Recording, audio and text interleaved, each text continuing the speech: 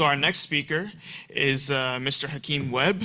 Mr. Webb has worked at Wall Street for over 30 years. He's the CEO of NCFA, which is a minority-owned investment advisory firm. NCFA's foundation is the Quran, and Mr. Webb has merged not only entrepreneurship with Islamic principles, but he's also setting the new standards in global finance. So without further ado, Mr. Hakeem Webb. I bear witness that there is no God but Allah with our partners, and I bear witness that Muhammad is the last prophet, serving the messenger of Allah. May peace and blessings be upon him and all the prophets before him, and may peace and blessings be upon his family and all the companions, and may peace and blessings be upon all of us who are walking this straight path of righteousness into the last day. We're going to, by the will and permission of Allah, talk about a topic today that is way longer than the time permitted. Normally I'm teaching this over weeks and months. And they mentioned I'm 30 years on Wall Street. I'm a little different than 30 years on Wall Street. Most people go to Wall Street and work on Wall Street, which I did. I'm an actual owner on Wall Street, which is a little different. I own my firm on Wall Street. That's a big difference than being an employee on Wall Street. And that's important because if you're going to advance anything, no matter what it is, ESG, tokens, mutual funds, ETFs, you gotta have an ownership position.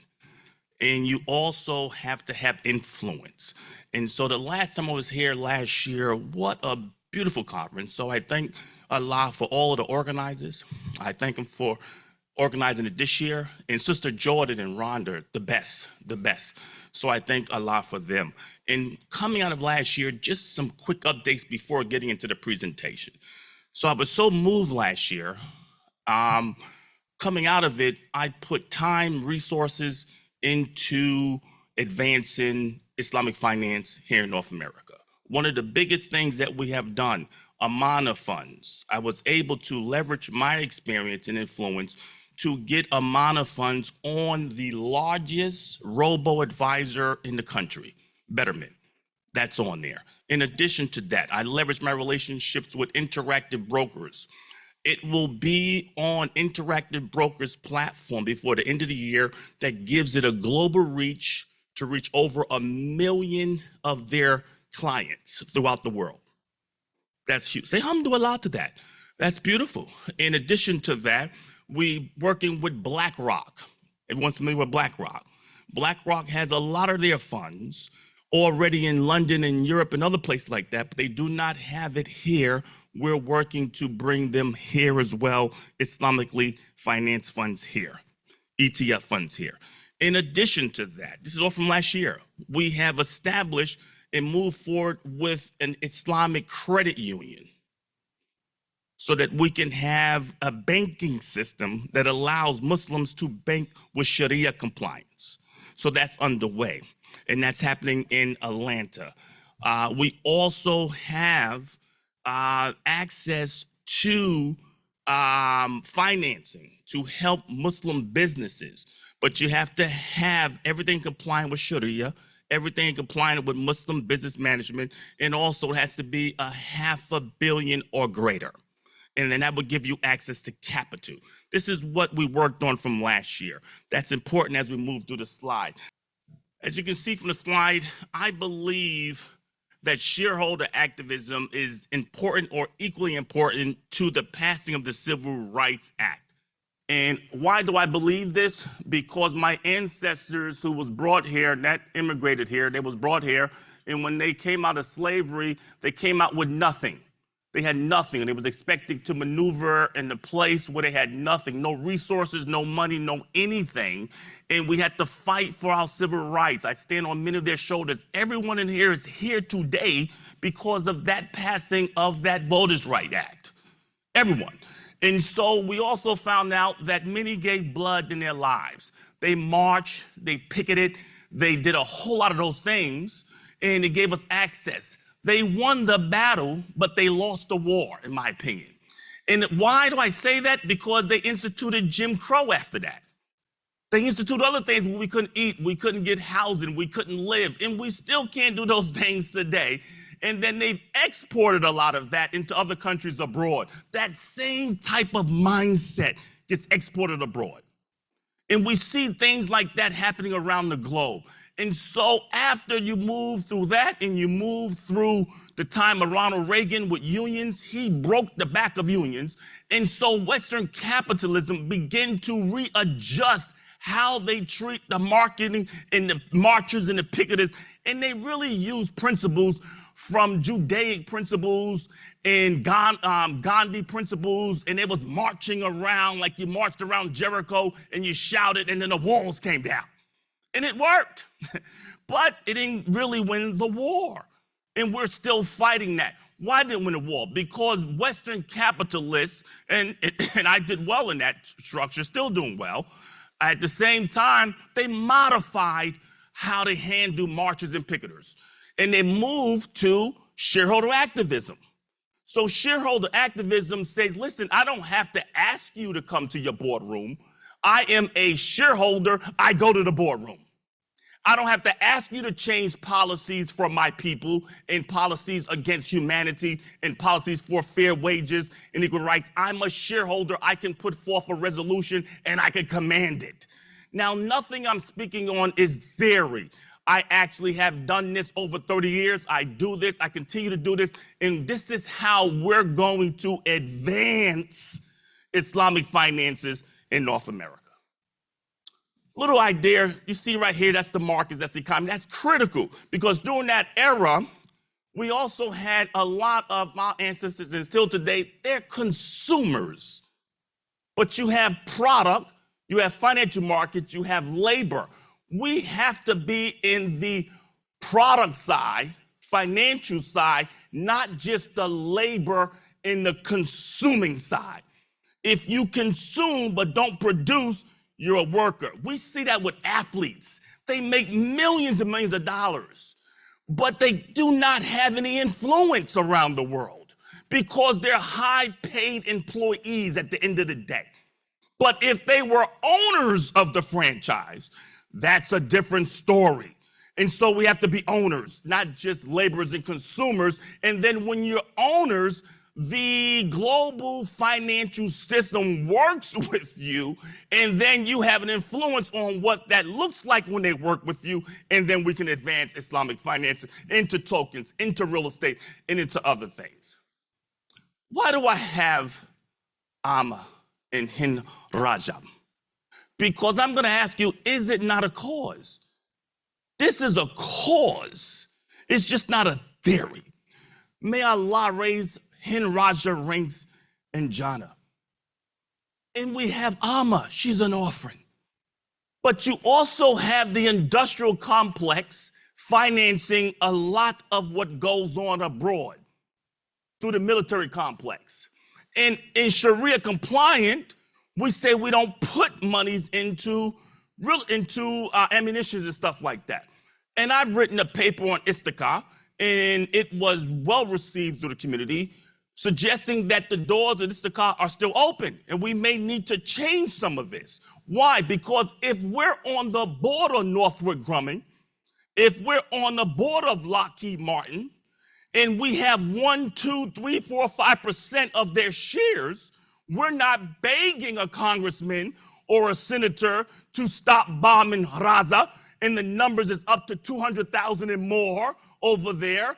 And we don't have to beg them to say, stop doing things in Lebanon. We can be on the board and say no more production of ammunition that gets sent over there as a board member. That's what shareholder activism does. Little overview of Western capitalism. Their major motive is profit. Profit, shareholder-centered, belief in free markets, and it runs off of this interest. This interest. Now, we talked about Judaism, Christianity in the previous slide. Well, they said it was founded on Judaic Christian principles, but in the Torah, you're not supposed to have usury. In Christianity, in the gospel, you're not supposed to have usury. But they still run the system heavy on interest. And of course, in our glorious book, the Quran and the Sunnah, we know we don't use riba. Big difference, but we focus so much on the riba side in Islamic finance when we really should be speaking on other points that tie into it, and you have challenges. Look at introductions to finance. Some of this is familiar to all of you, but as you advance it, how did they advance Western capitalism in America and abroad? They wrap it around Judeo-Christian principles. They wrap it around faith and belief. They wrap it around freedom. They wrap it around free markets. It's wrapped around democracy. And then they export all of this, and then they get your hook, and they use interest and all that stuff. Big difference than Islamic finances. We're doing it belief. We have morals. We have this with Allah in us. We have it with humans against humans. You don't have that in Islamic finance. When I got into finance, I learned this from 8th grade, and I got into mentorships. I gave the best speech I ever gave.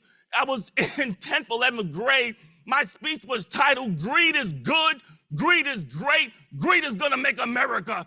That was my title, my speech, best speech ever at that time. Well, that's not how we run in Islamic finances. We're not after greed. The Bible speaks about avarice. And we have so many things that Isa alayhi salam has spoke about, greed and avarice. But that's how that runs the Western capitalism. And you see our great Sharia and Quran covers every area of our lives. Every area. We have it in politics, criminal, family, and we're talking, of course, economy. Another piece here, public interest. It covers every area. So when they're out there putting products together in our system here, it's not factoring in the relationship with Allah. It's not factoring relationship with humans. It's factoring in profit for shareholders. And shareholders control what goes on throughout Western capitalism. Shareholders do.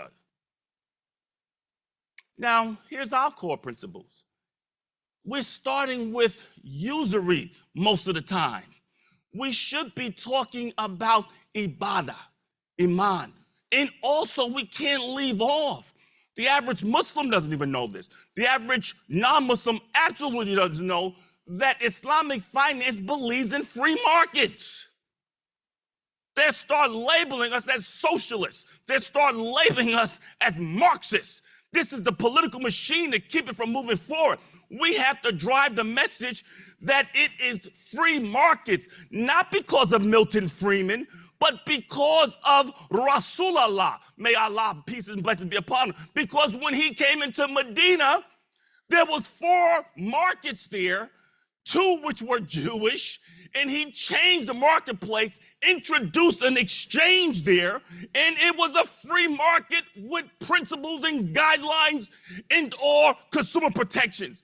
They didn't come up with consumer protections here in America or in Europe. It goes far back to him. So we gotta push free markets. We believe in free markets. We just don't believe in avarice and greed, nor did Isa. Peace be upon him. Then we get into the prohibition of interest. And we got plenty of products to push. Plenty. As a salesperson, I trained thousands of salespeople on this. For ING, when we first rolled this out for the faith-based community, and ING, and I trained over 10,000 advisors to push faith-based products for them. And we covered the country on it. And so salespeople can sell a good product. They can sell a good product. So we don't have to drive home all of the product details and legalities with them. Salespeople can sell because they know how to sell, and we can train them. But I don't care if you're Jewish, Muslim, Sikh, Hindu, it doesn't matter. If you got a $300,000 mortgage and you're gonna pay 7% or 8% on it, and you got this 30-year mortgage, and you're gonna quadruple this thing, and we come to them and say, no interest, no compound interest, they will flood the gates to us. We have Senator Warren talking about banks and shutting down banks and the greed that goes on, all the profit. Full disclosure, we own shares in them for clients, no question about it. At the same token, we have a Sharia compliant bank. Don't give any interest. Interest was prohibited in the United States on checking accounts not too long ago. It got passed. It started out with no interest on bank accounts here. It started out where you couldn't have interest, but they moved away from the things of Allah. And they allow for interest because of greed. But you tell a person that you can put a deposit into our banks, and that profit that you're recording on shareholder day, that you're gonna get a percentage of that profit, they'll run out of JP Morgan like it was a plague. They'll run out of Morgan Stanley. They'll run out of Bank of America because they'll say, you're giving me 1%, if that much in checking. You just recorded 5 billion. We institute a financial system where you get to share in that 5 billion versus the meager 1%. They will run out like it was leaving Egypt in the Exodus. Absolutely, they would. So we got to share that. And of course, we have halal, and we move a little forward. Here's some other comparison that's different. We're ethical. Everyone's talking about that in the political year. We live by this daily. This is something we live by. We just don't jump on it in the political season. We're ethical. Economic stability. How many ups and downs we're going to see because of the instability in Western capitalism? We're not into wealth redistribution. We're into wealth distribution. There is a difference between wealth redistribution versus wealth distribution. And they don't have that in the Western capitalists. Now we get to some real pieces here. 147 activist campaigns in 2024. 147. Look at the numbers there, total campaigns, year-to-date campaigns. 147. We don't see any representation of the Middle East. Muslim countries, Malaysia, United States, Europe, APAC. We're not voting. Imagine if you didn't vote in any election in your city or state or municipality. You're just going to get what they give you. But imagine if you are voting your shares in the institutions that provide products, water, coffee, lights, toilet paper. Everything we use is run by some public corporation. And we're sitting there using products as consumers, and we're not exercising our vote. Imagine if they didn't exercise their vote before 1965. We still have segregation. But they exercised their vote, and they gave their lives. And we have a cause. Go back and look at Hind Rajab. There's a cause. We do have a cause, and it's bigger than greed. Look at this here. Look at the proportion of activist-driven major activists falling. It's not just the majors anymore. Minor players, 1%. They changed ExxonMobil, Engine Core 1 last year. They only had 1% shares of ExxonMobil. They forced ExxonMobil to change their policies to ESG. And by the way, Islamic financing in our products is complying with ESG. Is that not so, brother? It's compliant. So the ESG people will love the products that we offer because it runs in compliance with them as well. But this was the goal. Look at the seats that they got.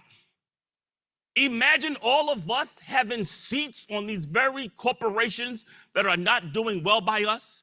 We don't have to march and picket when we have a seat. You don't have to say,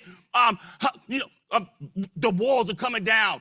We want change. We want better wages. We want it now. Good for that. Awesome. We're going to keep doing that. But we're going to add with going into the boardroom, putting our distinguished professors and doctors and activists on the boards that deal with the compliance to change the corporate structure there, to change. We don't even have woohoo facilities for us in a lot of these schools and a lot of these corporations. They don't make it friendly for us to perform woohoo. They don't make it friendly for us to get prepared to make salat. They don't have any of these facilities in these organizations for us. But if we're on the board, they change everything for LGBTQ. They change a lot of stuff for the people. If you're on your board, we can say we want better dorm rooms. We want more facilities for us to make wudu. We want to be able to have rooms where we can have our prayer. We'll be able to do that if we're on the board. We'll be able to do that. And no more money to support what's going on in Raza. No more. We'll be able to do that if you're on the board. How?